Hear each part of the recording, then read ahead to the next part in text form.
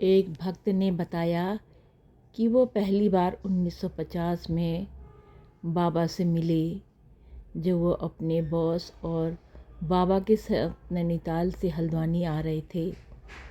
उनके मालिक एक सरकारी मंत्री पहले से ही बाबा के भक्त थे और उन्होंने उन्हें ये लिफ्ट देने की पेशकश की।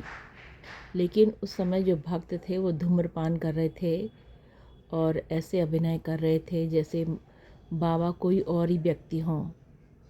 1958 में भक्त की माता की मृत्यु के बाद वो अपने पिता के साथ भवाली छुट्टी में थे। वहाँ उन्होंने सरकारी विश्राम गृह में एक रात बिताई और रात में उनके पिता बीमार पड़ गए, अत्यधिक दर्द से बेचैन थे। उन्होंने भवाली के डॉक्टर को बुलाया, जिन्होंने उन्हें एक इंजेक्शन दिया, लेकिन कोई फ़ायदा नहीं हुआ। अगले दिन नैनीताल से डॉक्टर आए और उन्होंने कहा कि उन्हें गॉल ब्लैडर का इमरजेंसी ऑपरेशन कराना है। उसी दिन वो भक्त पास के टीबी सैनिटोरियम में डॉक्टर के पास गए। उस समय बाबा के भक्त डॉक्टर द्वारा बनाए गए एक छोटे से हनुमान मंदिर के उद्घाटन के उपलक्ष्य में पूजा अर्चना प्रार्थना अनुष्ठान की तैयारी चल रही थी। भक्त देखते ही रह गया। बाबा पहुँचे लेकिन छिपे रहे। भक्त उनसे मिलने की उत्सुकता बढ़ गई और भक्त ने सुना कि बाबा जी ने किसी को अचेत कर दिया है, तो उन्होंने कुछ देर पहले दूर से देखा जा रहा है। उस शाम नैनीताल बस अड्डे से एक दूत भक्त के पास आया और उसने भक्त को एक बाबा नीम करोड़ी से मिलने के लिए कहा। चूँकि बहुत सारे बाबा हैं, इसलिए भक्त ने ये संदेश को खारिज कर दिया।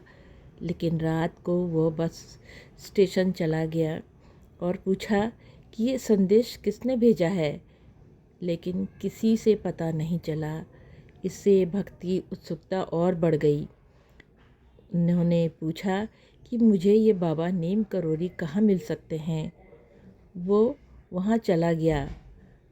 बाबा जी ने कहा, तुम्हारा नाम ये है ना और तुम्हारे पिता बहुत बीमार है ना?